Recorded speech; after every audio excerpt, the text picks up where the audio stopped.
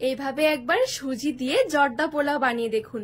সুজির এই জর্দা পোলাও খেতে এত ভালো লাগবে, একবার বানালে দেখবেন রোজ বানানোর আবদার থাকবে। আর যাকেই একবার তৈরি করে খাওয়াবেন একবার হলেও রেসিপি জানতে চাইবে। একদম নরম তুলতুলে ঝরঝরে রসালো পোলাও খেতে এতটা ভালো লাগবে, দেখবেন খেতে খেতেও মন ভরবে না। একদম নরম তুলতুলে রসালো জর্দা গরম হয়ে গেলে 2 টেবিল চামচের মতন ঘি দিয়ে দেব।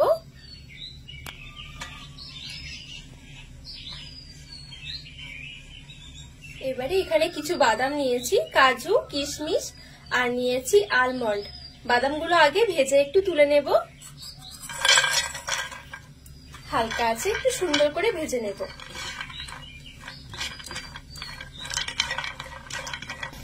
তো এখানে হালকা আছে খুব সুন্দরভাবে নেড়ে ছেড়ে একটু বাদামগুলো ভেজে নিয়েছি, এবারে একটু তুলে নেব।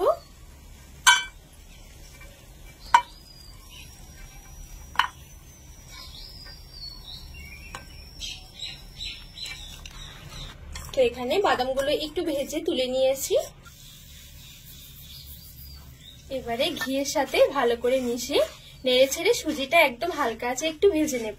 এতে করে পোলাওর ফ্লেভারটা অনেক সুন্দর আসবে, খেতেও ভালো লাগবে, আর সুজির যে একটা এক্সট্রা কাঁচা গন্ধ আছে সেটাও চলে যাবে। তো এইখানে নেড়ে ছেড়ে খুব সুন্দরভাবে সুজিটা ভেজে নিয়েছি, আর সুজিটা ভাজা হলে দেখবেন খুব সুন্দর ফুলে ফুলে আসবে। এই দেখুন,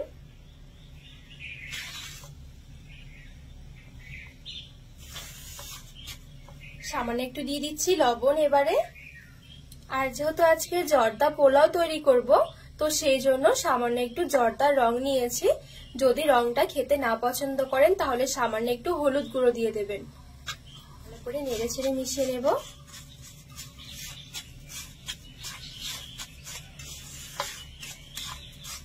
এইখানে আমি এই বাটি মেপে 1 বাটি নিয়েছিলাম সুজি। তো এই 1 বাটি সুজির জন্য নিয়ে নেব 2 বাটি লিকুইড দুধ।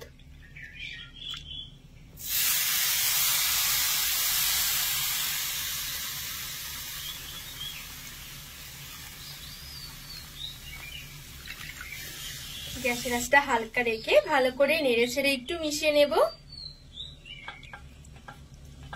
আর এখানে নাড়াচাড়া করতে করতে দেখবেন অনেকটাই ঘন হয়ে আসবে। আর এই পর্যায়ে কিন্তু অবশ্যই গ্যাসের আঁচটা হালকা রাখতে হবে। খুব বেশি গ্যাসের আঁচ বাড়ানো থাকলে খুব তাড়াতাড়ি করে কিন্তু দুধটা টেনে যাবে, আর সুজিটা ভেতর থেকে কাঁচা থেকে যাবে।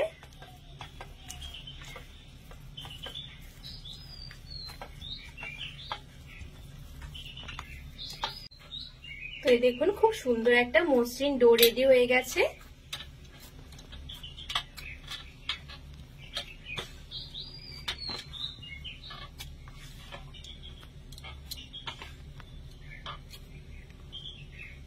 এবারে এই ডোটা নামিয়ে নেব।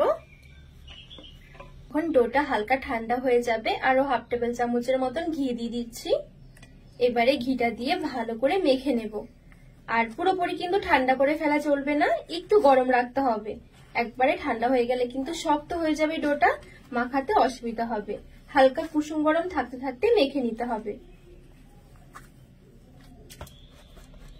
তো এখানে খুব ভালো করে আমি একদম মসৃণ ভাবে ডোটা মেখে নিয়েছি। এবার এখান থেকে অল্প অল্প করে এরকম ভাগ করে নেব। এই দেখুন,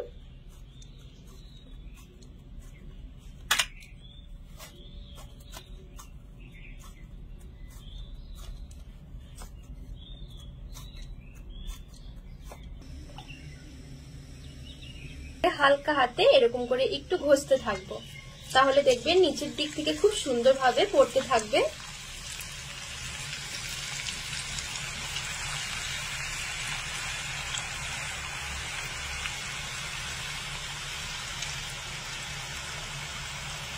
তো এই দেখুন পোলাওগুলো কত সুন্দর ভাজা হয়েছে, একদমই অল্প সময়ের মধ্যেই ভাজা হয়ে যাবে।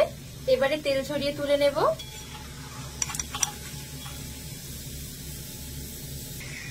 একদমই অল্প সময়ের মধ্যে পোলাওগুলো ভাজা হয়ে যাবে।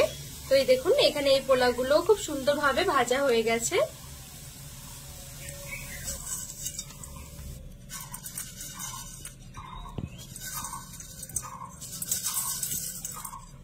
তো বন্ধুরা এই দেখুন এখানে সবগুলো পোলাও খুব সুন্দরভাবে ভেজে নিয়েছি, আর পোলাওগুলো দেখুন কতটা সুন্দর হয়েছে।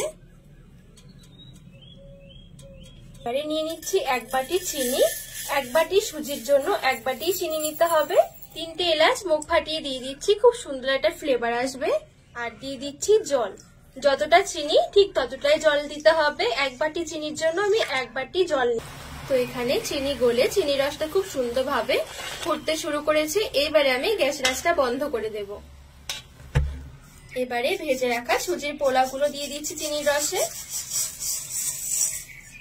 আর আগে থেকে যে কাজু কিশমিশ কাঠবাদামটা আমি ভেজে নিয়েছিলাম দিয়ে দেব। এবারে ভালো করে নেড়ে চেড়ে চিনির রসের মধ্যে মিশিয়ে নেব।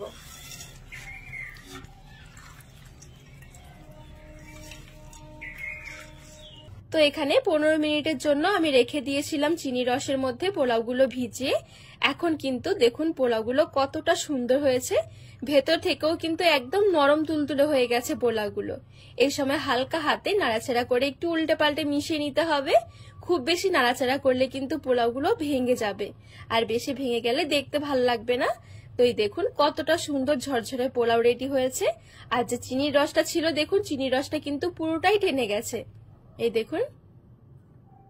আর পোলাওগুলো দেখুন দেখতে কতটা সুন্দর লাগছে, এই দেখুন একদমই নরম তুলতুলে ঝরঝরে রসালো জর্দা পোলাও। এইবারে একটা প্লেটের মধ্যে আমি তুলে সাজিয়ে নিচ্ছি। আর কতটা লোভনীয় লাগছে দেখুন পোলাওগুলো। এভাবে একবার হলো এই জর্দা পোলাওটা বানিয়ে দেখবেন, একদম ভিন্ন স্বাদের একটা পোলাও, খেতে ভীষণ ভালো লাগে। আর এই দেখুন কতটা সুন্দর হয়েছে। একবার যাকে বানিয়ে খাওয়াবেন প্রশংসা করতে বাধ্য হবে। অবশ্যই একবার হলেও বানিয়ে দেখবেন, ভীষণ ভালো লাগে খেতে, একদম নরম তুল।